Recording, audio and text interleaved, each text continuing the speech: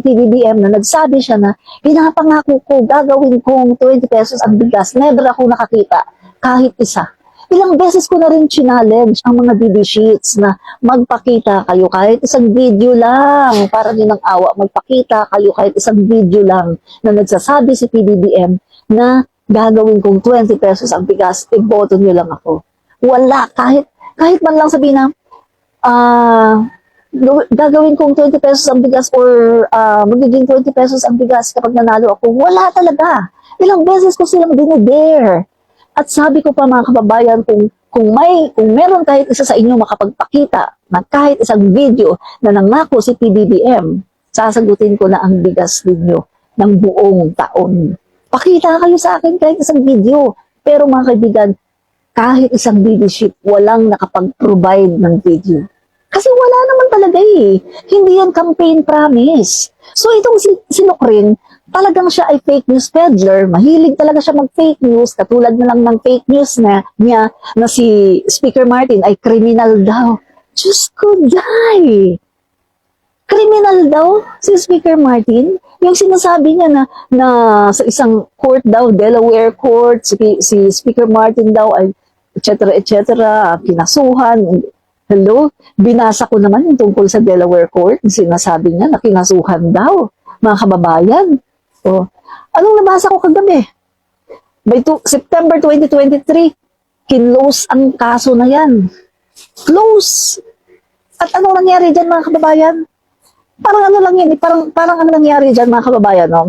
Hindi si Speaker Martin dyan ang kundi sa Okada. Alam niyo naman, di ba, nagkaroon ng agawan dyan sa Okada. O agawan ng pag-aari, no? Sa Okada. O agawan ng kung sino yung magmamanage. Ngayon mga kaibigan, nagpatulong yung sa management ng Okada, nagpatulong kay Speaker Martin kasi nga walang sagot yung Supreme Court. At ang sabi doon, si Speaker Martin daw ay pinagdala daw ng heavy luggage, parang bribery. Pero mga kaibigan, ang nangyari po doon sa kaso na sinasabi ni Fiona, ni Lucrin, ay parang ginawa lang propaganda talaga, mga kababayan, na nagsampa ng kaso, pero walang nag-pursue. Parang sinampa lang yung case. Tapos yung nagsampa, wala na, pinabayaan na, walang nag-pursue until now. No? So, paano masasabi na kaso yan? And even si Speaker Martin Romualdez, never siyang na-invite doon sa isang korte sa Amerika or sa Delaware Court, never siyang na-invite para maging witness or maging resource person. How come nasasabihin ni Lucrin na criminal daw si Speaker Martin? Hello? Hello mga guys. Alam naman natin yung mga ganyang kaso, di ba? Yung mga tungkol sa mga pag-aari, sa mga corporation, etc. Civil case yan. Civil. Just in case na talagang kasali dyan si Speaker Martin at talagang halimbawa, isa siya sa nagkaroon ng kumbaga conviction. Guys, hindi yun criminal, civil. Itong si Lucrin wala talagang kaalam-alam sa batas. Guys, walang kaalam-alam sa batas. Siya ay abogada pero wala siyang kaalam-alam sa batas. Ang isang civil case, hindi mo po pwedeng tawagin ang isang tao na criminal kasi civil lang yun eh. Mabuti kung criminal case. Ano ba yung mga criminal case? Katulad sa mga pagpatay, sa panggagahasa, at iba pang mga crime. Diba? Pero pagdating sa mga ganyan, tungkol sa mga agawan ng mga korporasyon, o agawan ng kung sino yung magmamanage, o kung ilan yung agawan ng mga mana, or whatsoever, civil yan. So, paano sasabihin ni Lucrin na criminal? Ay, grabe mga kaibigan. At karamihan lang dyan, mga kaibigan, lalo-lalo na sa Amerika, kapag nakonvict ka sa isang civil case, karamihan dyan, walang kulong. Magbabayad ka lang dyan, no? Babayad ka lang ng damages, at magbabayad ka lang kung magkano yung amount na hinihingi.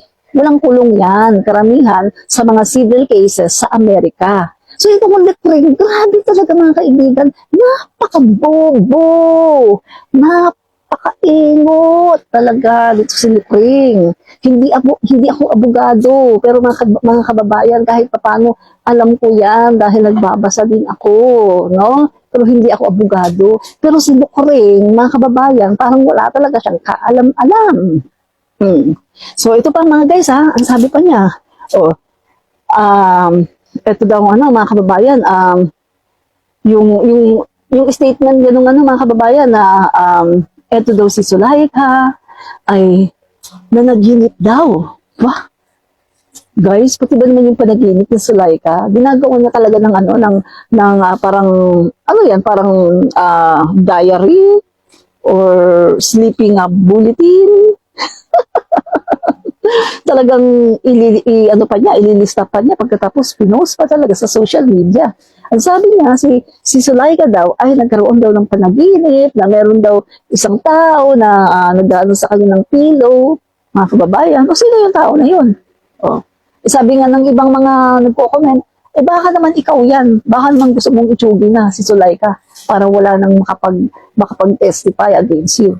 O, kasi mga kaibigan, kung titingnan natin, kahit sino ang tumitingin, no? At kahit sino ang nakakakita, mga kababayan, iisa lang ang nagiging dahilan. Iisa lang ang naglalaman sa utak natin kung bakit niya binabantayan si Zulaika. Takot siya. Takot na takot si Lucrin. Dahil iniiwasan niya na maging Garma the second. Ano bang nangyari kay Garma? Unang-una, napakatigas, ayaw talagang magsabi.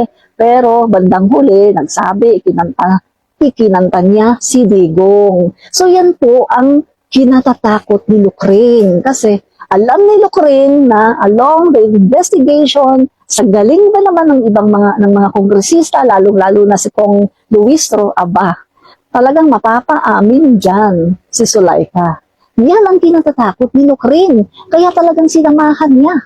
At mga kaibigan, yung sinasabi niya na, napanood niyo yung interview sa kanya na sumunod naman daw sila doon sa time ng visiting hours, sumunod daw sila. Kung ano daw yung sinabi, sumunod daw sila. Hello? Are you sure? Oh, ang sabi nga ng mga kongresista, ngayon lang nangyari na merong dumalaw na umabot ng alas 10 ng gabi. Actually, mga kaibigan, pinaka-maximum na yun. Wala pa daw dumadalaw sa detention ng House of the Representatives na umaabot ng alas 10 ng gabi. Si Lucrin lang yun. At ang masama pa nito, ang akala ng mga guard doon, mga kababayan, ay paalis na si Lucrin. Pero lumiko at pumunta doon sa kwarto, sa opisina ni Pulong. Pagkatapos, nagbihis daw, tapos hindi na daw lumabas. Kinakatok siya, pinapaalis siya, pero ayaw niyang umalis. So yun ba, pagsunod ba yun? Pagsunod ba yun? Napakasinungaling ni Lucrin, mga kababayan. Lahat ng mga sinasabi niya, puro talaga kasinungalingan. Walang totoo. Diba? Tapos, nagpapabiktim. Ganyan sila nga, pabiktim. Tapos, mananawagan yung kanyang mga DD sheets ng mga vloggers ng People Power ko, no? May nagpunta, di ba? May nagpunta. Ilan sila? Hindi pa nga umabot ng 100. Nilalangaw, di ba? Hindi pa umabot ng 100, nilalangaw. May gana pa silang mag-People Power, pero nilalangaw naman sila. Hindi nga sila maka-reach ng 100. Guys, nilalangaw yung nasa EDSA. Saan lang naman sila medyo dumadami? Medyo lang doon sa Davao. Siyempre Davao yan. Pero kung titingnan natin mga kababayan, no, ayon sa online survey, mga guys, between Carlo Nograles and Rodrigo Duterte, sa pagiging mayor, mga kababayan, lamang si Carlo Nograles. Alam niyo mga kababayan, sa tingin ko it's the end of Duterte in Davao. Tapos na ang Duterte sa Davao, sa tingin ko. Tapos na siya mga kababayan sa Davao. Dahil nakikita na natin ngayon na ang mga Davaoenyo ay parang sawa na sila Sawa na sila sa mga patayan, sawa na sila sa mga puro na lang murahan. Katulad tayo, buong Pilipinas. Kung noon pinagtiyagaan natin si Duterte, mga kaibigan, hindi nga ako marunong magmura Hindi ako marunong magmura, guys. Kahit itanong niyo pa yan sa mga kapatid ko, sa nanay ko, doon sa mga pupils ko, sa co-teachers ko, at doon sa mga ibang mga estudyante sa buong school, itinuturo ko yan Bawal magmura. Mga kaibigan, hindi ako marunong magmura. Pero dahil nagkaroon tayo ng Pangulo ng Pilipinas, 6 na taon, naririnig natin araw-araw nagmumura. Aba, parang yung pagmumura ay nagiging simple na lang at parang ang pagmumura ay nagiging accepted na lang, lalong-lalo na sa mga bata. Pansin nyo, mga kaibigan. Pansin ko yan kasi yung mga pupils ko noon na nagmumura. Oh. Pagkatapos, pag sinabi mo, bawal magmura. Si Presidente nga pa nagmumura eh. Ilalo na ito, DepEd Secretary noon, di ba? Naging DepEd Secretary, ang lutong-lutong magmura, minura lahat, meltdown talaga mga kababayan. Talagang yung ginagawa talaga ni Saramaw or ni Lucrin ay kahiya-hiya, di ba? Tingnan natin na saglit yung kanyang tingnan natin saglit grabe. Yung kanyang mga pagmumura. Huwag kang mag-alala, ma'am, sa security ko. Huwag kang mag-alala, ma'am. Huwag kang mag-alala. Saglit, hindi ko yata kinuha yung nagmumura siya kasi ang lutong may parang sakit sa tenga, no? Hindi ko nakuha. So ito na lang, ito pakinggan natin. Ito yung kasinungalingan niya, mga kaibigan, at talagang anak siya ni Digong. Tingnan niyo pakinggan niyo to. Makikita natin dito, anak talaga siya ni Digong. Concerned about my murder. I was concerned about my murder. It's a legitimate concern. As I want to go there.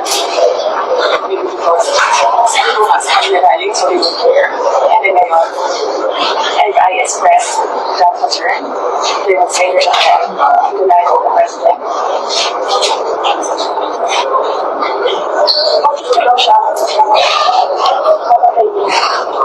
If not for revenge from the grave, there's no reason na papatayin mo siya. Anong benefit mo sa akin? Patayin mo si Lisa. Anong benefit mo sa akin? Wala. Hindi sana kung pinapagmana ako ng nakaw na yaman. Hindi naman. So, anong benefit mo? Ano wala sila dito sa mundo nito? For them to say, there's a threat. Is it like, wala ka sila pakialam. Guys, kita mo Nagano siya, medyo naglaylo, tapos medyo bumawi, di ba? Medyo binawi niya. Ano sabi niya? Hindi naman daw niya binabantaan, no? Yung si FL, si PBBM, si Speaker Martin, hindi naman daw niya pinagbabantaan. Revenge from the grave lang daw. Sakali daw na siya daw ay patayin. Hello? Pagtsatsagaan ka ba ni PBBM na patayin? At unang-una sa lahat, hindi mamamatay tao ang PBBM namin, no? FYI, for your information lang, hindi mamamatay ang Pangulo namin. Unang-una sa lahat, yung ginawa niyo sa Pangulo namin, walang-wala yan sa naranasan niya sa panahon ng Dilawan, di ba? Tingnan niyo yung naranasan ng Marcos family sa panahon ng Dilawan. Grabe ang kanilang persecution. First day pa lang, no? Unang-una, pinatalsik, pinatapon sa Hawaii, hindi pinabalik ng ilang taon. Hindi pinayagan si Apo Lakay na ilibing, di ba? Sa libingan ng mga bayani. Pagkatapos, kinuha lahat ng kanilang mga ari-arian at pinahiya sila sa international community. Inilagay pa si Apo Lakay second sa pinaka-magnanakaw sa buong mundo. Grabe yung kanilang political persecution. Sinampahan sila ng 986 cases. Sobra ang ginawa sa kanila ng mga Dilawan. Pero nakita nyo, nag-revenge ba ang mga Marcos? Nagreklamo ba ang mga Marcos? Nagsabi ba ang mga Marcos na kailangan mag-revenge? Ngayon, si PBBM, Pangulo ng Pilipinas, na meron siyang opportunity para gantihan ang mga Aquino. Dahil patay na sina Cory, sina Noynoy, wala na rin si Ninoy, pwede nang gantihan sina Chris Aquino, pwede nang gantihan yung mga anak ni Cory, pwede nang gantihan yung mga Liberal Party na umapi sa kanila noon, andyan pa si Bam Aquino, andyan pa yung iba, pwede nang gantihan. Pero nakita niyo ba na ginantihan niya? Diba ang ganda pa nga ng pakikitungo niya kay Chris Aquino? tinulungan ng mag-asawa, first couple, si Chris Aquino, doon sa kanyang ni-request na yung travel niya dito sa Pilipinas para maging safe at para maging maayos, di ba? Remember, si Joshua at saka si Bim, pumunta kay Ate Elisa, humingi daw ng tulong si Chris Aquino. Oh. Kung ang ugali ng mga Marcos, kung ang ugali ni PBBM ay kasing ugali ni Lucrin, aba, tsugi na yan. Baka pinatsugi na yan mga yan. Dahil sa laki ng bigat ng mga ginawa nila sa mga Marcos. Pero nakita mo, wala, di ba? Ang ganda pa ng pinakita ni PBBM sa Liberal Party. Doon sa mga umapi sa kanya, ang ganda pa ng pinakita niya. Tuwing araw ng patay, nagpapadala pa ang Office of the President ng mga bulaklak sa puntod ni Cory Aquino, ni Noynoy Aquino at ni Benigno Aquino. Yung mga tao na umapi sa kanyang mga magulang, umapi sa kanyang buong angkan, pinapadalhan pa ng flowers. Saan ka nakakita ng ganyan? Napakabuti ng puso ng ating Pangulo. Pero kung sinukring yan, pinagpapatay na yung mga yan. Kasi revenge daw revenge from the grave. Kaya daw niya nasabi yun, kasi revenge from the grave kapag siya daw ay namatay. Excuse me. Sinasabi ko sa'yo, hindi mamamatay tao ang aming Pangulo. Kung meron mang mamamatay tao dito, walang iba, kundi ang pamilya nyo. Napakarami nyo ng Chinugi. 30,000 plus. Biktima ng EJK. Tatay mo mismo nagsasabi, matagal na akong pumapatay ng tao. Bakit hanggang ngayon? Hindi pa rin ako nakakasuhan. Proud pa siya.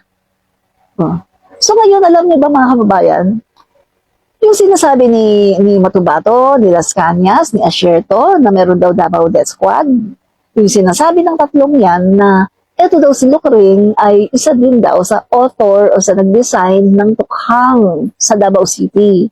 Ngayon, kino-confirm ni Lucrin na tama, totoo ang sinasabi ng tatlo. Bakit? Yung sa statement niya, tingnan niyo yung statement niya, mga kababayan, kino-confirm niya na totoo ang sinasabi ng tatlo, na siya nga ay isa doon sa talagang nagpapatsugi, mga kababayan. At kino-confirm na talagang totoo na merong Davao Death Squad. Pakinggan natin ha. Okay, pakinggan natin ito.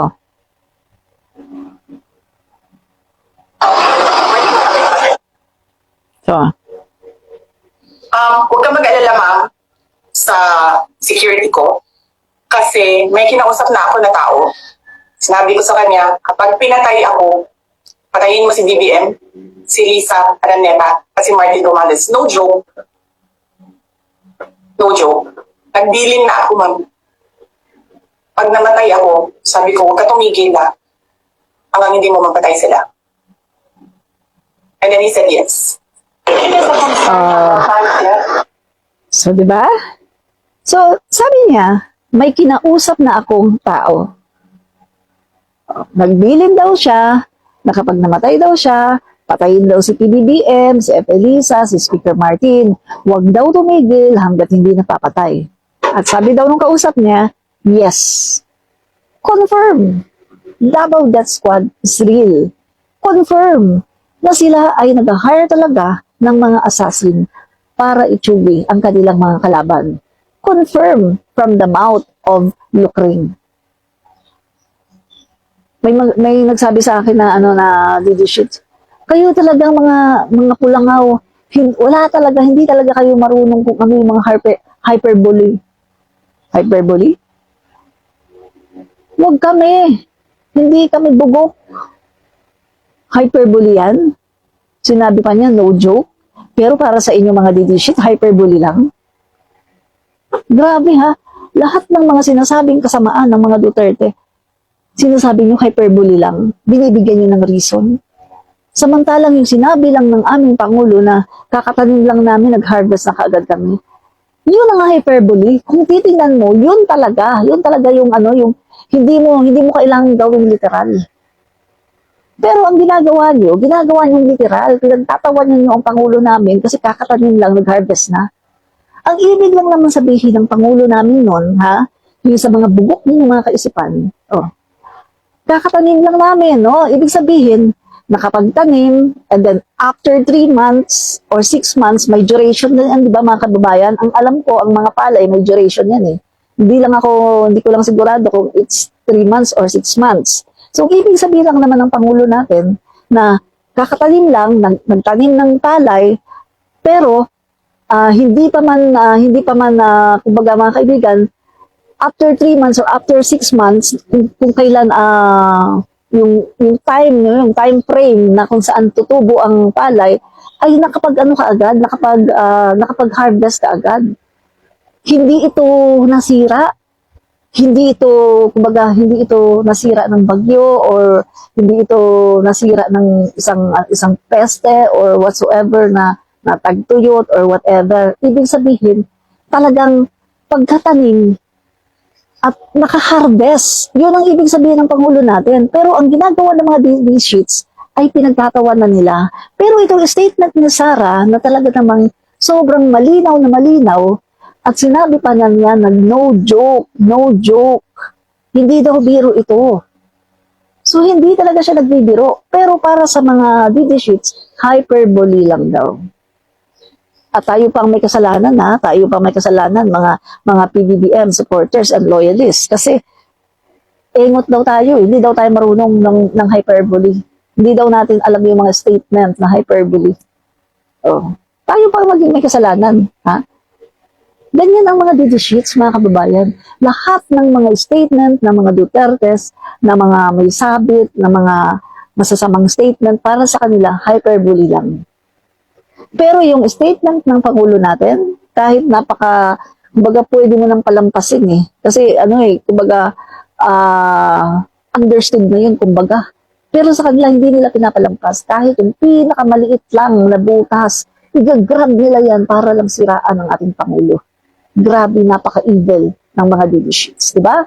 Balita na rin yan dito sa Japan at Minrich. Opo, hindi lang po sa Japan. Buong mundo na po eh.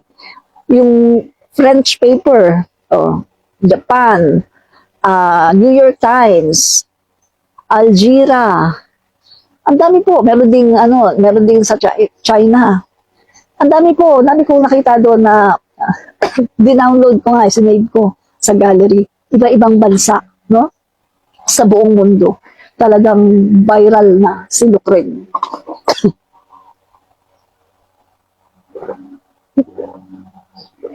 Sikat na si Lucrene, mga kababayan. Ang problema, sumikat siya sa pagiging sa pagiging killer. hindi sa magandang paraan. Sumikat siya dahil sa pagiging Russell Ordonez. Hyperbole ba? Correct. Yan ang tama. Hyperbole. Yan dapat ang sinasabi ng mga DD sheets. Hyperbole talaga yun. Yan. Correct po kayo dyan. Hyperbole talaga siya, no? Yun talaga ang nararapat doon, no? So, mga kaibigan, itong nangyayari ngayon, sagot ko dyan, Admin Rich, sa higher bullying. Si Satanas lang gumagawa niyan. Oo nga po, as Sebelia Duenas Agapito. So, ito pa mga kaibigan idadamay pa tayo lahat sa kaingingan niya. Sabi niya, this country will go to hell. May dadamay pa tayo lahat. Ayoko pumunta sa impyerno. Napakainit doon eh. Yung bang tipong hindi pa sumasayag yung paa mo sa lupa. Nandun, ang layo-layo mo pa, no? Kumbaga, ibabagsak ka pa lang, napakalayo mo pa sa impyerno. Ramdam mo na yung napakainit na apoy. Ayoko pumunta doon. Isasama pa talaga tayo sa impyerno, This country will go to hell. Kasi daw, meron daw tayong presidente na hindi daw marunong maging presidente. Diba nagsalita ang napakagaling, no? Grabe, no? Nagsalita ang napakagaling. Na doon pa nga lang sa pag-express ng sarili niya, ay hindi na nga niya ma-express. Excuse me. Na ako sa mga grass kasi yung asawa ko nag-grass cut. So yung mga ng grass yan, naman sa bintana. At alam niyo naman, masyadong sensitive yung ko, no? Na titrigger na naman yung aking sinusitis, no? So, mapasok ka nga lang, masakit na, impyerno pa kaya. Sila na lang ng tatay niya. Correct. Tama ka dyan. Russell Ordonez, no? Mapasok ka nga lang, di ba? Kahit yung maliit lang na nagluluto. O kahapon, napasok ako eh. Talaga, ang sakit. Naanuhan ko ng tubig. Yun nga lang, sobrang sakit na. Tapos pupunta pa ng impyerno. Sila na lang. Total, presidente naman siya dun eh. Di ba? Siyang presidente. Ay, naku, talaga naman to. Itong mga to talaga, no? So, yan mga kaibigan, itong si Lucrane, guys, ano siya eh, yung talagang totoo yung sinasabi niya, nothing to lose. Wala na talagang mawawala sa kanya. Tingnan niyo mga kaibigan, wala na siyang kahihiyan. Yung ginawa niya na nagsisigaw siya na para siyang possess, no? Para siyang possess ni Satanas na hindi mo maintindihan, na nagsisigaw siya at pinagmumuran niya si PBBM, pinagmumuran niya si F. Elisa, si Speaker Martin, pinagbibintangan niya mga magnanakaw daw. Hello? Hello? Bago ka magsabing magnanakaw, tingnan mo muna yung sarili mo. Ikaw nga yung iniimbestigahan eh. Diba? Hindi mo nga kayang idepensa ang sarili mo eh. Yung kapatid mo may 51 billion, yung tatay mo, kita mo, iniimbestigahan sa Quadcom. Lumabas ngayon, mga kababayan, yung kanyang napakaraming mga bank accounts, may joint accounts pa kayo ng tatay mo. Tingnan niyo mga kaibigan yung sa Quadcom, di ba okay si Duterte, okay siya, yan, tumatawa-tawa pa nga, nag-joke-joke pa siya. Pero napansin niyo mga kaibigan, nung tinirada siya ni Trillanes tungkol sa bank account, nag-iba siya ng mood. Naging beast mode siya, mga kaibigan. So, kitang-kita natin na eto yung kanyang weakness. Eto pala ang makakapag-trigger sa kanya. Yung issue ng bank accounts. Kitang-kita natin mga kababayan, di ba? Sabi nga nila, lahat ng tao may kahinaan. Yung tulad dun sa isang post na nakita ko, si Superman may kahinaan, di ba? May kahinaan si Superman eh. Ano ba yung kahinaan ni Superman? Yung bato siya, onyx ba yun? Or nakalimutan ko yung basta may bato na pag nakita ni Superman yon na nawawala yung lakas niya, di ba? May kahinaan si Superman. Si Batman, meron din. May kahinaan din si Batman. Kumbaga, lahat ng mga tao, may kahinaan. Pagdating kay Duterte, kahinaan niya ay bank accounts. Pag binanggit ang kanyang bank accounts, magwawala na siya. Bakit ganon? Kasi meron siyang tinatago. Kung wala siyang tinatago, sige, pipirma ako. Pumirma siya, di ba? Pumirma siya ng bank waiver kung talagang wala siyang tinatago. Katulad ng ginawa noon ni Trillanes. Nalala niyo ba guys? Yung pinagbintangan ni Duterte si Trillanes na meron daw malaking meron daw malaking deposito sa isang bangko sa Singapore. Pinagbintangan ni Duterte si Trillanes. Gumawa-gawa si Duterte ng peke na bank accounts. Anong ginawa ni Trillanes? Nung pinagbintangan siya, pumirma siya ng bank waiver. Pina-open niya ang lahat ng kanyang mga bangko. Di ba? Kasi wala siyang tindago, wala siyang kasalanan. And then mga kaibigan, mismo yung bangko sa Singapore ang nagsabi na wala ng bank account si Trillanes. Ngayon, nung nasusukol na si Duterte, anong sabi niya? Nag-invento lang daw siya ng bank accounts. Hindi naman daw talaga totoo. Nag-invento lang daw siya. Binibiro lang daw niya si Trillanes. Pahiya siya doon. Presidente ka ng Pilipinas. Ang laki-laki ng akusasyon mo sa isang senador. Pagkatapos, sasabihin mo nag-iimbento ka lang. Sasabihin mo na hindi naman totoo. Hindi pagsisinungaling yun. Hindi ba sinasabi naman niya na sanay siya na magtanim ng intriga, pagkatapos magtatanim ng ebidensya, pagkatapos gagawa ng mga kaso na gawa-gawa lang. Sanay sila dyan. At yung anak niya, namana ng anak niya, sinungaling din. Ang daming pinagsasabing kasinungalingan. Pinapalabas na yun ni Lucring na inaapi sila ng Marcos administration, pinapalabas ni Lucring na ang ginagawa sa kanya ay political persecution. Kahit alam naman natin, nakita natin na wala namang kinalaman dito ang presidente. Pero sinasabi niya, mga kaibigan, kapag pinapakinggan mo siya, parang sinasabi niya na ito dahil galit sa kanya si F. Elisa, si Speaker Martin, palagi niyang binabanggit. Kung mga kaibigan, nakarinig ba kayo mula noon na merong sinasabing masama si Speaker Martin, si F. Elisa, si PBBM? Ilang beses na niyan pinagbibintangan. Ilang beses na niyan sinisiraan, pero never naman siya na pinatulan.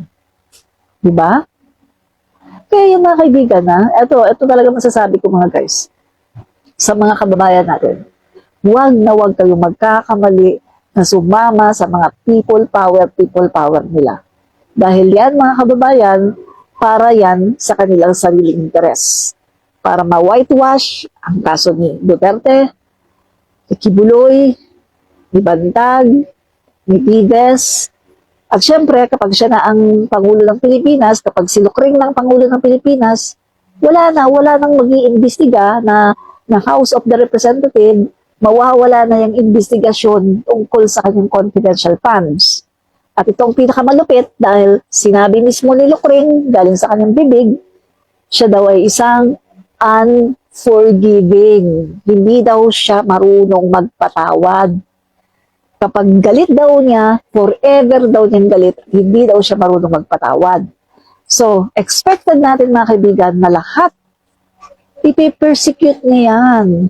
Si PBBM, mga kaibigan, ipapakulong niya yan o baka ipapatapon niya yan kung saan. Yung Marcos family, gagawin niya yan. Yung mga congressman na nag-imbestiga, ay mga kaibigan, lagot siyang mga yan. Yung mga vloggers, nakatulad namin na against sa kanya, lagot din kami. Mga kaibigan, baka isa kami sa makatsugi. Guys, talagang ang gagawin yan, persecution. Persecute niya. Mabuti nga kung persecution lang O ipapakulong. Mabuti kung ganun lang. Kaso alam naman natin yung kanilang karakas, di ba? Tapos walang investigasyon. May pinapaganon pero walang investigasyon. Yan ang kanila. Guys, kita nyo naman, di ba? Ilan ang namatay sa war on drugs? 30 plus, 30,000 plus. Ha? Sabi sa Quadcom, dadami pa yon. Along investigation, dadami pa. Diba? Kasi marami mga guys na matay sa war on drugs, pinalabas sa autopsy, pinalabas doon sa medical record, hindi sa autopsy, sa medical record, pinalabas na namatay lang daw sa broncho. Yung iba naman, namatay daw, natural death lang. Hindi pinalabas na talagang yung katotohanan na namatay sa gunshot. So sabi nga sa Quadcom, sa investigation, kung isasama natin yung mga mali na mga record na nilagay, ay dadami daw, hindi lang daw 30 plus, talagang dadami talaga siya mga kaibigan. Baka mamaya, makarating pa ng 50 plus. Yan ang sinasabi mga kaibigan. Kaya eto kita nyo, ang daming namatay, ang daming natsugi, wala namang investigasyon. Ganyan ang mangyayari kapag nakabalik si Sara. Yan talaga ang mangyayari. Kaya ngayon mga kaibigan, atat sila na makabalik si Lucring. Kasi nga, gusto na nilang wakasan. Etong sinasabi nila na inaatake daw sila. Gusto na nilang wakasan at gusto nila ng revenge. Guys, Sara or Lucring is revengeful. Mapaghiganti. Mapaghiganti po siya. Kaya lahat ng mga politiko ngayon, guys, kapag si Lucring yan, nagkaroon yan ng chance para maging pangulo, lagot talaga lahat, lagot lahat. Speaker Martin, lagot yan. F. Elisa, PBBM, lagot talaga tayo lahat. Kaya nga ito ang masasabi ko, guys, ang dami na niyang ginawang kasalanan si Lucring. Dapat muna natin itong tatantanan, ipa-impeach na natin ito. Ipa-impeach na talaga ito mga kababayan. Kasi wag na natin itong tatantanan dahil itong si Lucring, isang malaking threat sa Pilipinas. Sabi ko nga, di ba, siya isang major problem sa Pilipinas. Biruin mo, nagkaroon tayo ng isang vice-presidente na hayagan, nag-threat sa ating Pangulo, hindi lang Pangulo, tatlong tao pa, ipapapatay niya, nag-hire siya mga kaibigan ng tao. Guys, paano naman yan? Paano yan? Halimbawa, bigla siyang namatay. Bawa, aksidente o nauntog yung ulo niya, namatay. Halimbawa lang pagkatapos yung inutusan niya, syempre, yung inutusan niya, ang instructions niya kasi, kapag namatay ako, patayin mo si BBM, si Lisa, si Martin. Yun ang instructions niya, di ba? Pag namatay daw siya, patayin si BBM, si Lisa, si Martin. At sabi daw nung kinausap niya, yes. At sabi pa niya, huwag ka tumigil hanggat hindi mo napapatay. So, ibig sabihin mga kaibigan, wala siyang sinabi na, pag namatay ako, pagkatapos, kapag nalaman sa korte na ang nagpapatay sa akin ay si PBBM, si Elisa, o kaya si Martin, patayin mo sila. Hindi ganun yung instructions niya eh. Ang instruction niya doon sa hard killer ay kapag namatay daw siya. Ipaano kung namatay siya sa isang aksidente? Ipaano kung namatay siya sa sakit? So, ibig sabihin, yung kanyang inutusan, kikilos yan. Papatayin yan si PBBM, si Elisa, at saka si Speaker, at hindi yan titigil hanggat hindi namamatay yung tatlo. Di ba? So talagang mga kaibigan, yung ginawa talaga ni Sarah, malaki ang malaki ang magiging yan mga kaibigan. Kumbaga, malaking bagay yan mga kaibigan para sa seguridad ng ating Pangulo at ni Elisa at saka ni Speaker Martin, di ba? So, eto mga kaibigan, talagang crazy, insane talaga itong lukring na to. Dahil, kita nyo Vice Presidente, nagsisigaw ka, pinagmumura mo lahat ng mga tao na kinagagalitan mo. Wala kang self-control. Kumbaga, nakadepende ka lang sa emosyon mo. Diba sabi nga mga kaibigan, we are the master of our emotions. Huwag mong hahayaan na gagapihin ka ng emosyon mo, na nagpapadala ka sa emosyon mo. Leader ka. Isa ka sa leader pinakamataas na leader ng bansa. Kung yung emosyon mo, hindi mo kayang i-master, guys, how much more yung paghawak mo sa bansang Pilipinas? Kung yung emosyon mo, dinadala ka sa kung saan, sa galit, wala kang self-control, hindi mo kayang i-control yung mga sasabihin. Kung galit ka, gagawin mong lahat, sasabihin mong lahat kahit alam mong mali. Guys, nagpapakita lang yan na kapag magiging pangulo ka ng bansa, ay malalagay sa panganib ang bansa natin. At hindi lang ang bansa natin, kundi lahat tayong mga Pilipino. Remember guys, kung kaya niyang gawin yan sa pangulo na pinakamataas na leader ng bansa, paano na lang tayong mga maliliit? Guys, hindi siya mangingi na gawin yan sa kahit sinong tao dahil kaya nga niyang gawin sa pangulo na pinakamataas na leader ng bansa. Sa atin pa kaya? Sino lang tayo? Maliliit lang tayo ng mga mamamayan, mga mahihirap lang tayo. Nagawa nga niya sa Pangulo, mura-murahin ang Pangulo, si Elisa, si Speaker Martin, tayo pa kaya? Kung hindi nga niya kayang respetuhin ang isang institusyon na itinatag 1907, House of the Representative, 1907 itinatag na. Iginagalang ang institusyon na yan ng kahit sinong politiko, kahit sinong tao. Even Noynoy Aquino, nung siya ay tinawag ng House of the Representative, humarap siya dyan at nag-take ng oath. Joseph Estrada, at kahit sinong mga politiko, iginagalang ang House of the Representative. Pero ngayon lang tayo nakakita ng isang politiko na talaga namang, guys, grabe, napaka-evil. Hindi marunong gumalang sa institusyon, hindi marunong gumalang kahit kanino. Yung statement na niya, di ba? Wala na daw siya pinapaniwalaan. Ito, may statement siya dito, yung na-screenshot ko Wala na daw siyang pinapaniwalaan. Kahit sino daw na above sa kanya o mas mataas sa kanya, wala na. So, itong statement na to, nagsasalamin kung sino siya at kung anong klase siyang tao. Nagsasalamin ito ng pagiging balahura niya, ng pagiging walang kwenta niyang tao, hindi siya marunong gumalang sa batas ng tao, at hindi siya marunong gumalang sa kahit sinong tao, no? Grabe, grabe ang babaeng to. Ito yun guys, oh. Basahin ko na lang ha. Sabi niya, oh, I don't recognize anybody above me. Ulitin ko. I don't recognize anybody above me. Hindi na siya kumikilala.